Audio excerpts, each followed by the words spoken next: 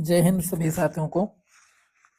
तो आज हम जैसा आपसे हमने वादा किया था कि हम जो हिमांशु गर्ग सर की जो बुक है ब्रह्मास्त्र उसको लेकर के आएंगे। इसके पहले जो हमने छोटा सा एक बुक रिव्यू दिखाया है उसमें से पिनाकल और ब्रह्मास्त्र जो हिमांशु गर्ग सर की जो बुक है उसके बारे में कंपैरिजन किया है, क्या क्या उसमें से अंतर है, डिफरेंस है और क्यों हमने हिमांशु गर्ग सर की बुक को प्रेफर किया है।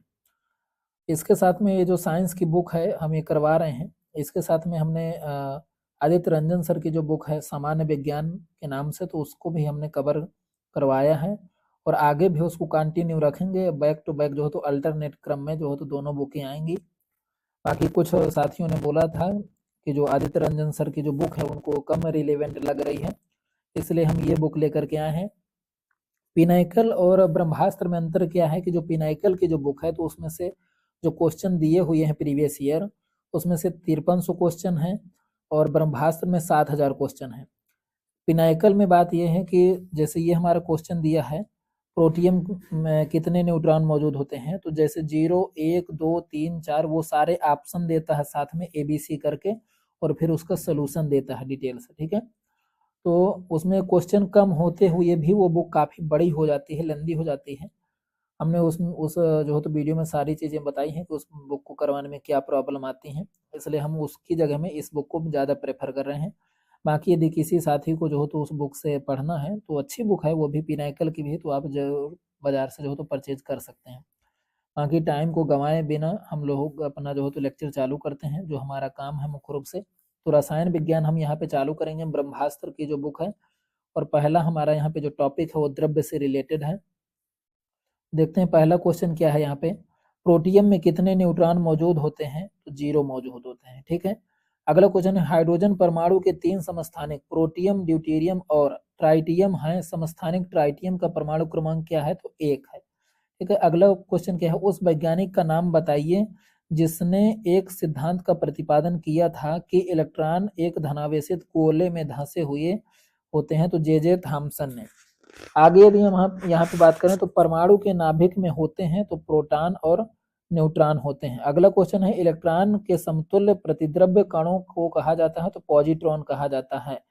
अगला क्वेश्चन है एक इलेक्ट्रॉन, यहाँ पे समझिएगा थोड़ा सा, समतुल्य प्रतिद्रव्य लगभग उतना ही वजन होता है, कौन किसका, पॉजिट्रॉन का। इलेक्ट्रॉन के बराबर द्रव्यमान किसका होता है, पॉजिट्रॉन का। अगला क्वेश्चन क्या है, एक इलेक्ट्रॉन है तो नेट आवेश के साथ एक उप परमाणविक कण जो ऋणात्मक होता है। ठीक, आगे बात करें तो इलेक्ट्रॉन की खोज तो जे थॉमसन ने की थी। अगला क्वेश्चन है जिन उप परमाणु कणों में सामान्य उप परमाणु कणों से विपरीत गुण होते हैं उन्हें कहा जाता है प्रतिकण कहा जाता है। कणों में सकारात्मक आवेश होता है प्रोटॉनों में। एक परमाणु को खोजा था किसने, डेमोक्रिटस ने। अगला क्वेश्चन है न्यूट्रॉन हाइड्रोजन के अलावा सभी परमाणुओं के नाभिक में मौजूद होती है। अगला क्वेश्चन है परमाणु के बारे में सही नहीं है, तो 2 तत्वों के परमाणु समान होते हैं, ये सही नहीं है। कभी भी 2 तत्वों के परमाणु समान नहीं हो सकते हैं, उनमें से कुछ न कुछ विशेषताएं अलग होती हैं। ठीक है, प्रोटॉनों का धनात्मक आवेश होता है तो 1.6 इंटू 10⁻⁻6 कूलम। अगला क्वेश्चन है हाइड्रोजन के समस्थानिक ड्यूटेरियम में होते हैं एक प्रोटॉन और एक न्यूट्रॉन। अगला क्वेश्चन है आइसोटोप या समस्थानिक है तो एक तत्व के परमाणु जिनमें एक ही परमाणु क्रमांक है लेकिन द्रव्यमान संख्या भिन्न है। अगला क्वेश्चन है एक ही तत्व के समस्थानिकों में होती है समान प्रोटॉन संख्या। अगले क्वेश्चन की ओर बढ़े तो अगला क्वेश्चन है हमारे साथ यहाँ पे, जब आप एक परमाणु के न्यूट्रॉनों की संख्या को बदल देते हैं तो इसका समस्थानिक बदल जाता है। अब यहाँ पे हम थोड़ा सा समझ लेते हैं पहले, इसके बाद करेंगे। जैसे हम यहाँ पे क्लोरीन का लें, ठीक है, क्लोरीन का, और क्लोरीन का परमाणु क्रमांक होता है 17 और एक इसका परमाणु भार होता है 35.5 करके। ठीक है, और दूसरा यदि इसके समस्थानिक की बात करें तो क्लोरीन का परमाणु क्रमांक 17 लेकिन इसका जो वेट होता है वो कितना होता है, यहाँ पे 37 होता है। कितना होता है, यहाँ से आपको सारी चीजें समझना है। मैं थोड़ा समस्थानिक बताने की सोच रहा हूँ। इसके बाद जो संभारिक हैं वो और सम न्यूट्रॉनिक है, ये सारा चीज आपको अपने आप से समझना है, जिस भी रेफरेंस से समझे, मुझे इससे मतलब नहीं है। अब यहाँ पे देखते हैं जैसे यहाँ पे क्लोरीन की बात करें तो ये जो होता है यहाँ पे जो मैंने 17 लिखा है परमाणु क्रमांक, इसको जो बोलते हैं एटॉमिक नंबर, इसको जेड से डिनोट करते हैं, ठीक है। और यहाँ पे जो है लिखा है ये जो 35 है तो ये क्या है, परमाणु का द्रव्यमान है, तो इसको ए से डिनोट करते हैं, ठीक है। और यहाँ जो न्यूट्रॉन होते हैं उसको एन से डिनोट करते हैं। लेकिन जो परमाणु क्रमांक होता है उसी के बराबर हमारे प्रोटॉन होते हैं, तो जेड बराबर पी हो जाता है। अब यहाँ पे समझते हैं जो ए होता है तो वो प्रोटॉन प्लस न्यूट्रॉन की संख्या जो होती है उनके योग के बराबर होता है।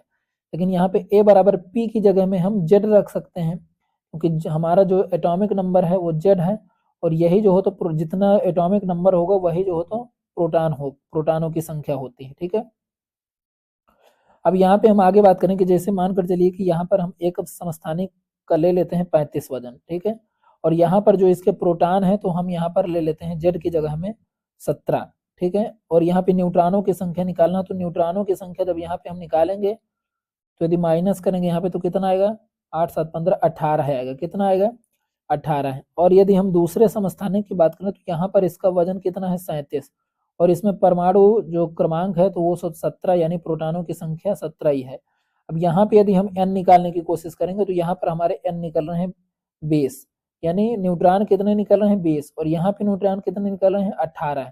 तो यहाँ से आपको ये चीज समझ में आई होगी कि जो हमारा समस्थानिक है वो किस पे डिपेंड करते हैं, न्यूट्रॉनों पे डिपेंड करते हैं। यदि न्यूट्रॉन बढ़ेंगे तो समस्थानिक का जो ये एटॉमिक नंबर है, एटॉमिक नंबर मास है, जो द्रव्यमान है वो भी क्या हो जाएगा, बढ़ जाएगा, ठीक है। तो इस तरीके से आपको यहाँ पे याद रखना। अगले पॉइंट की ओर बढ़ते हैं। यहाँ पे एक तत्व के समस्थानिकों के अणु के द्रव्यमान में अंतर का कारण उनके नाभिक में न्यूट्रॉनों की संख्या का अलग होना है, ठीक है। क्योंकि जो एटॉमिक नंबर होता है, जो प्रोटॉन होते हैं तो सभी जो हो तो समस्थानिकों के सेम होते हैं, लेकिन जो बदलता है तो क्या बदलता है, न्यूट्रॉन बदलते हैं। अगला क्वेश्चन, क्लोरीन के दो समस्थानिकों का मिश्रण है जिनका अनुपात 3:1 है।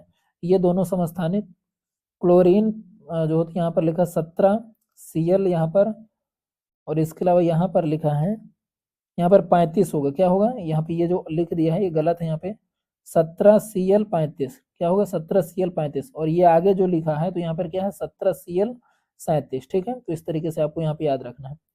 आगे देखें, यहाँ पे संभारिकों में संख्या समान होती है तो नाभिक की, ठीक है। आगे यहाँ पे बात करें तो समान द्रव्यमान संख्या लेकिन विभिन्न परमाणु क्रमांक वाले परमाणुओं को जाना जाता है आइसोबार के नाम से।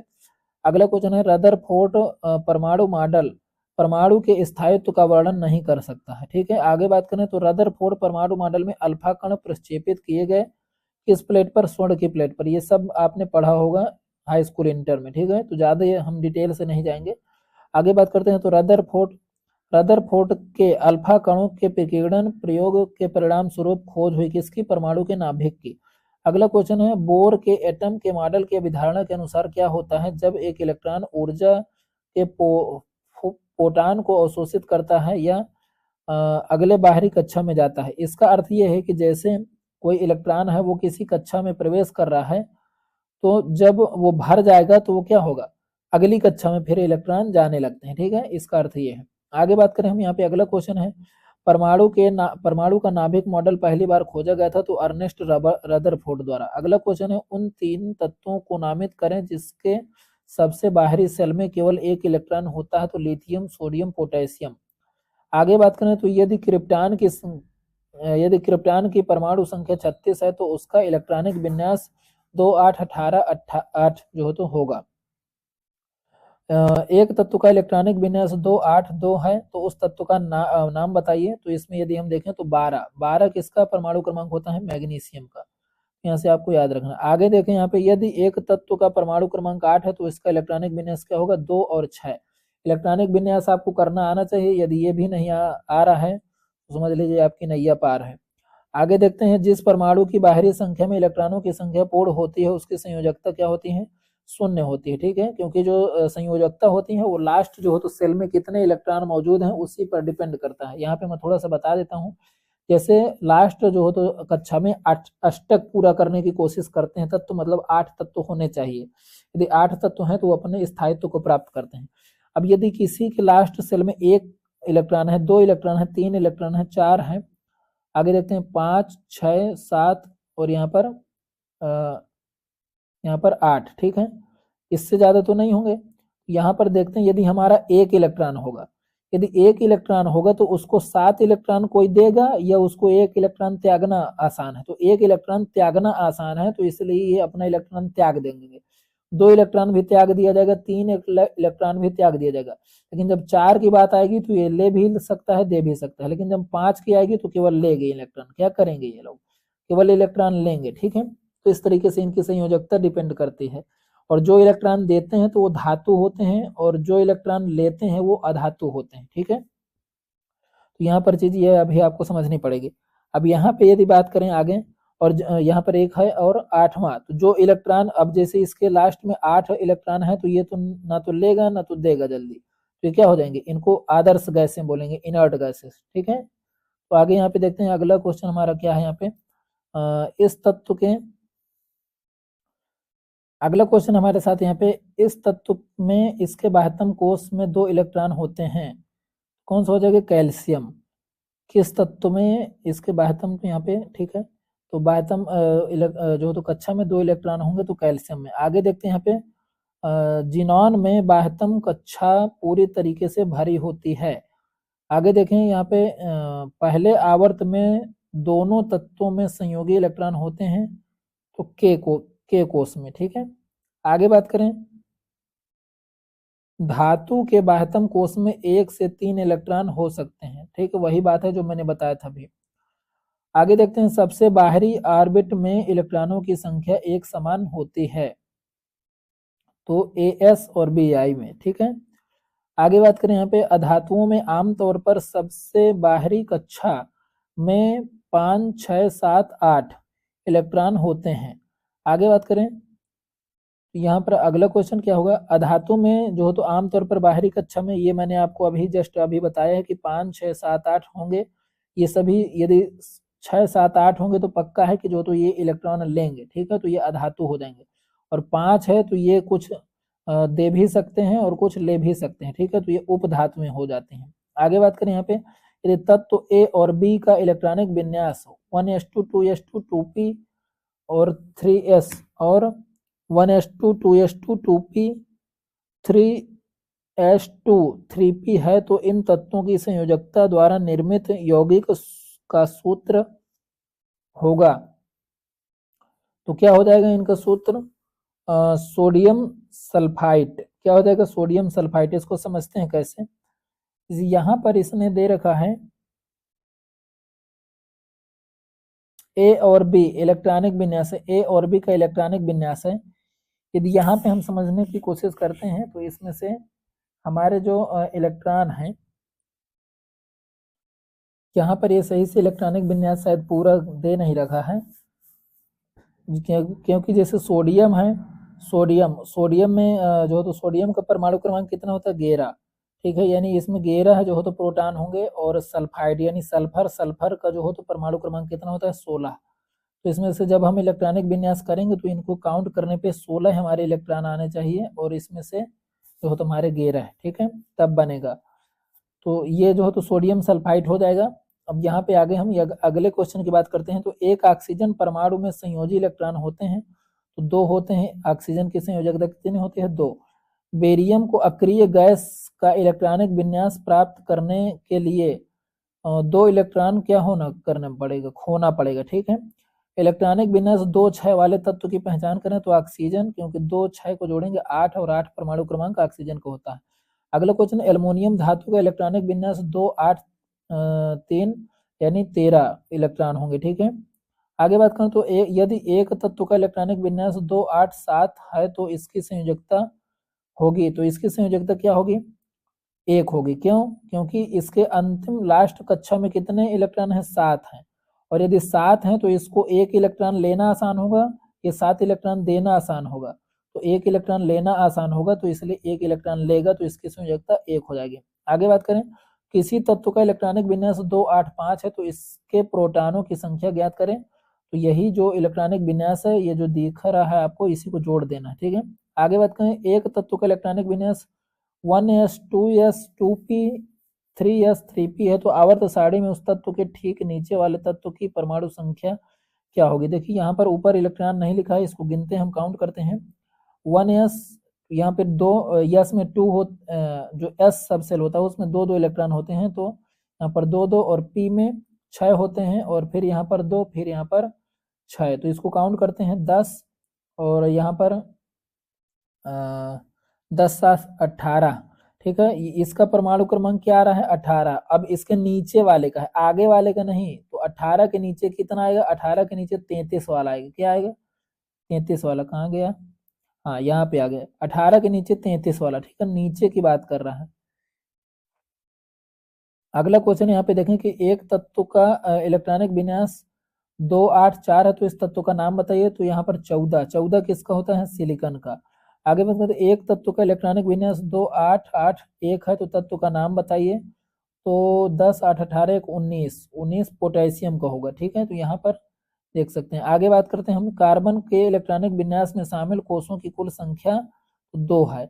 आगे बात करें कोषों की, शामिल कोषों की कुल संख्या, तो कैसे यहाँ पर, क्योंकि कार्बन है, कार्बन 6, तो यहाँ पर क्या हो जाएगा, 1s2 2s2 और 2p2, ठीक है, 2p2, तो यहाँ पर यस शामिल हुआ और पी शामिल हुआ, तो यहाँ पर कितने हो गए, 2, इसलिए 2 यहाँ पर आंसर आया।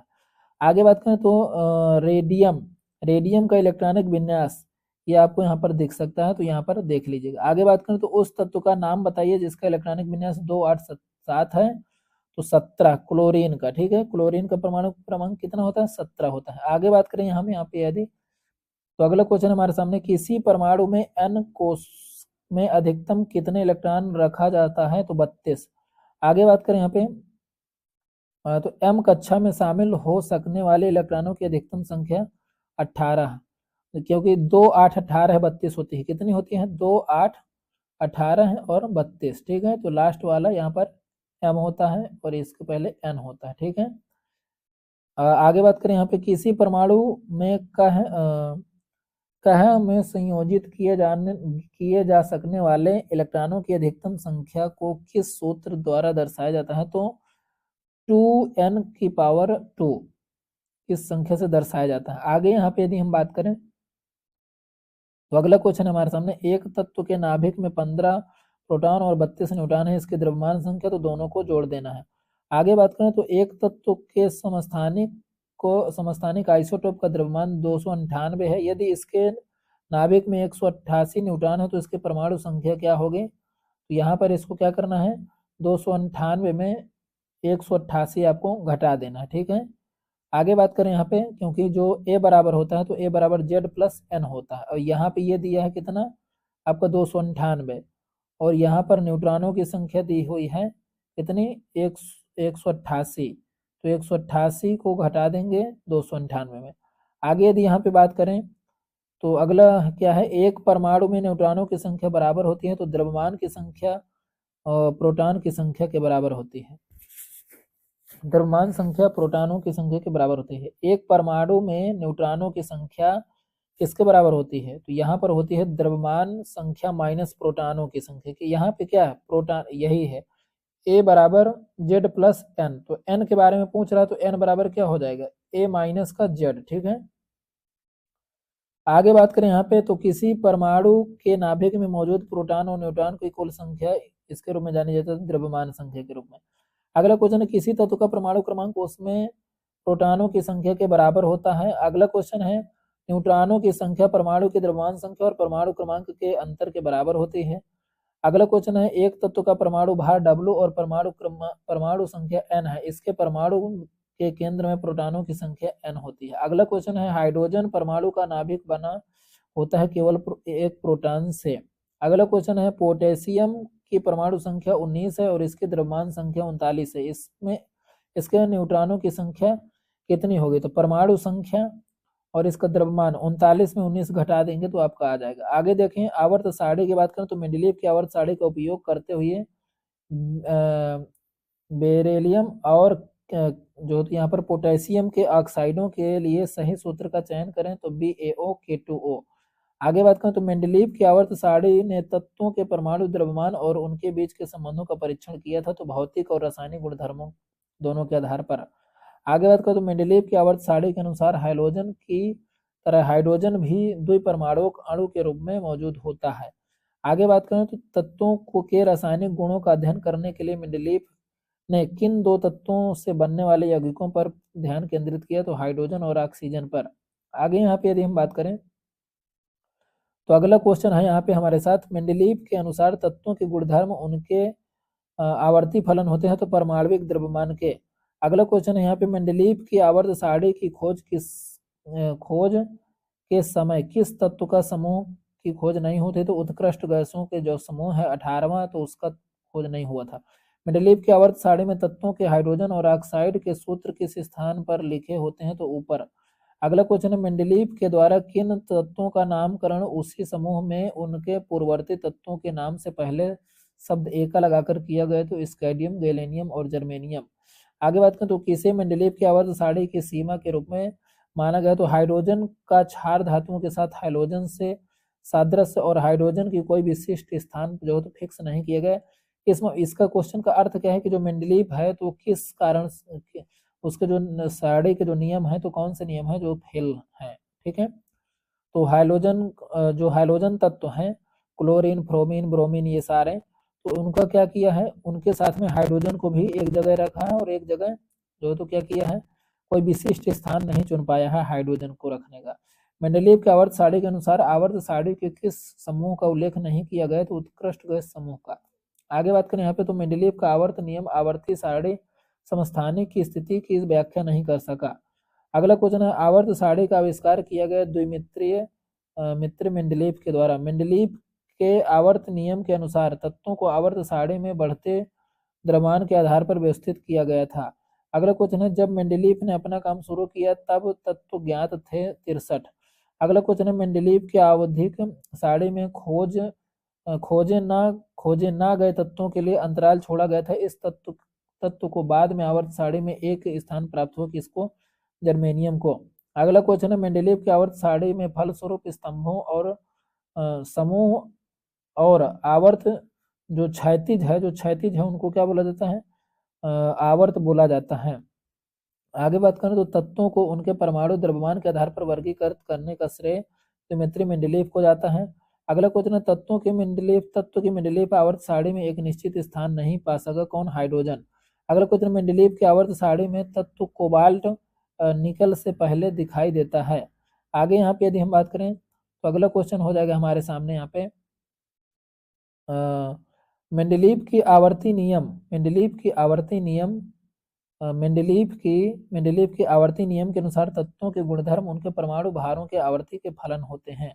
आगे देखें तो तत्वों का वर्गीकरण नए तत्वों की खोज के लिए प्रेरित करता है। मेंडलीव का जो तत्वों का वर्गीकरण है वो किसे प्रेरित करता है, आगे के तत्वों को खोजने के लिए। मेंडलीव की आवर्त सारणी में ऊर्ध्वाधर और कालम को कहा जाता है, तो क्या कहा जाता है, समूह कहा जाता है। आगे बात करें यहाँ पे मेंडलीव की आवर्त सारणी में तत्व समूह को बाद में तालिका में जगह मिली, किसको, स्कैंडियम, गैल्वेनियम और जर्मेनियम को। आगे बात करें तो मेंडलीव की आवर्त सारणी एक जर्मन पत्रिका में प्रकाशित हुई थी, कब, 1872 में।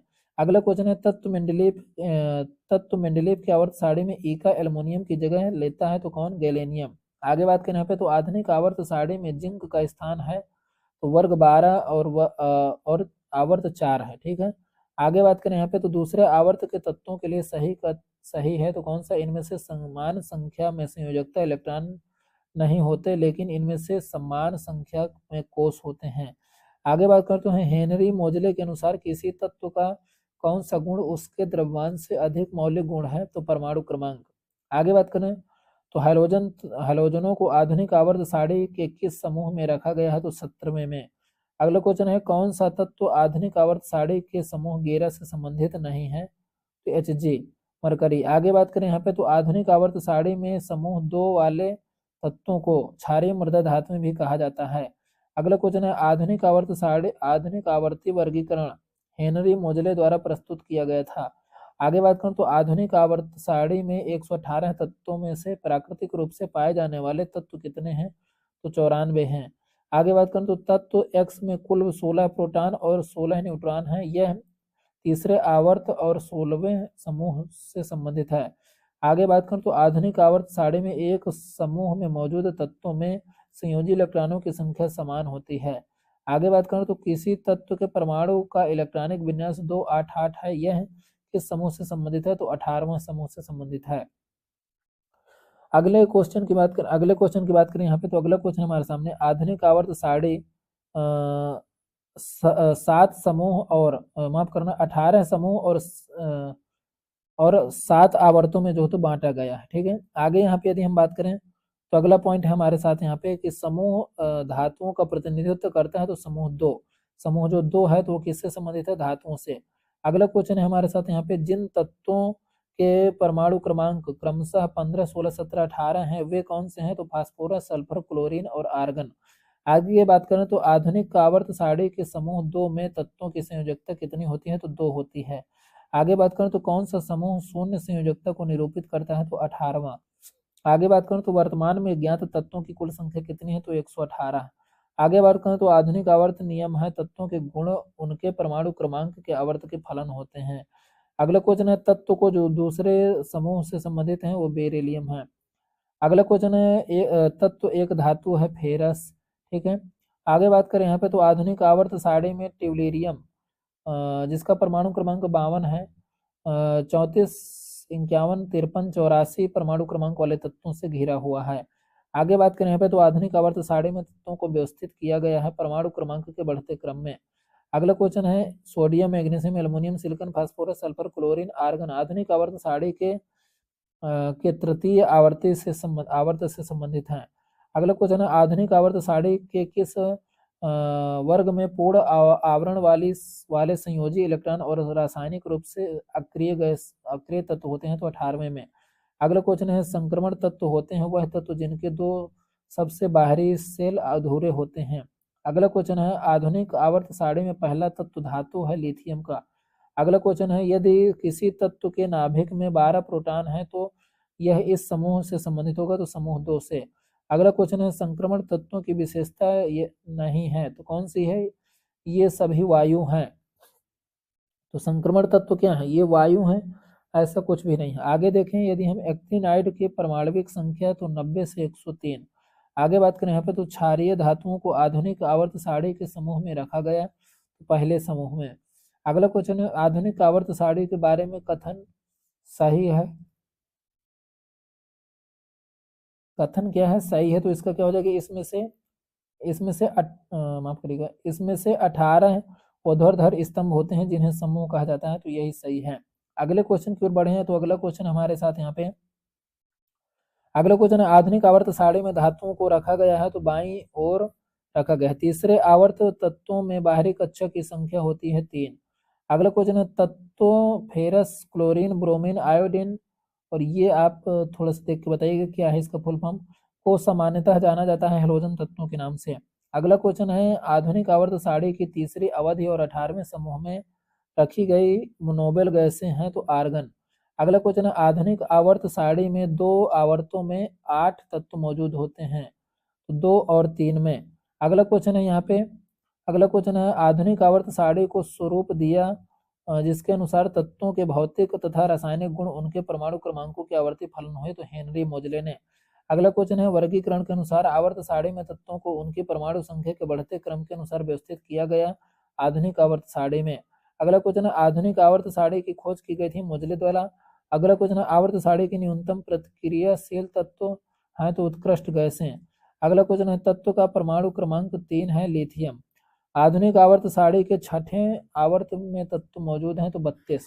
अगला क्वेश्चन है एक आवर्त सारणी में क्षैतिज पंक्तियां को कहा जाता है तो आवर्त कहा जाता है। ठीक है, यहाँ पे थोड़ा समझते हैं। जैसे हमारे इस तरीके से जो लाइनें होंगी तो वो कितनी है? 7 है तो इनको आवर्त बोलते हैं। लेकिन जो लाइनें हमारी जो कॉलम हमारे इस प्रकार से हैं तो उनको वर्ग या समूह बोलते हैं और इनकी संख्या 18 होती है। ठीक है, ये चीज आपको याद रखना है। आगे यदि हम यहाँ पे देखें तो परमाणु संख्या 57 वाला तत्व संबंधित होता है तो डी ब्लॉक से। अगला क्वेश्चन है आवर्त सारणी के चौथे आवर्त में तत्व उपस्थित होते हैं 18। अगला क्वेश्चन है आधुनिक आवर्त सारणी में आवर्त 1 और 7 में से कोई उपधातुएं शामिल नहीं होती हैं। अगला क्वेश्चन है, आधुनिक आवर्त सारणी में समूह 18 के मूल तत्वों को कहा जाता है तो क्या कहा जाता है? निष्क्रिय गैसें कहा जाता है। अगला क्वेश्चन है, आधुनिक आवर्त सारणी में हाइड्रोजन की स्थिति के संबंध में असंगति है क्योंकि इसे पहले पीरियड के पहले समूह तथा 17वें समूह में रखा जा सकता है। अगला क्वेश्चन है, आधुनिक आवर्त सारणी के साथ नाम जुड़ा हुआ है एमजे मोजले का। अगला क्वेश्चन है, आधुनिक आवर्त सारणी के समूह 2, 8, 6 के इलेक्ट्रॉनिक विन्यास वाला एक तत्व रखा गया है तो 16 है। समूह 16 में जो 2, 8, 6 इलेक्ट्रॉनिक विन्यास वाला एक तत्व रखा गया है। अब यहाँ से जो तो हमने पेज नंबर 4 तक कवर किया, 1 से 4 तक कवर किया है हमने। बाकी इसके अलावा जो तो हम नेक्स्ट जो हो तो लेक्चर लेकर के जब आएंगे, परसों इसका फिर से वीडियो पड़ेगा, शायद कल भी पढ़ सकता है, लेकिन हम कल पहले आदित्य रंजन सर की बुक का जो हो तो एक वीडियो डालेंगे और फिर इसका प्लेलिस्ट जो हो तो बनी मिल जाएगी आपको यूट्यूब चैनल में। बाकी जो हो तो टेलीग्राम की लिंक पड़ी है तो वहाँ से आप जा करके PDF भी प्राप्त कर लीजिएगा। और बाकी अध्ययन करिए, मस्त रहिए और अपना फीडबैक जो हो तो ज़रूर दीजिए क्योंकि फीडबैक से हमें मोटिवेशन मिलता है। और आपका ये अपना चैनल है, ज़्यादा से ज़्यादा शेयर करें और इसको सपोर्ट करें। तो आज के लिए इतना ही। जय हिंद, जय भारत।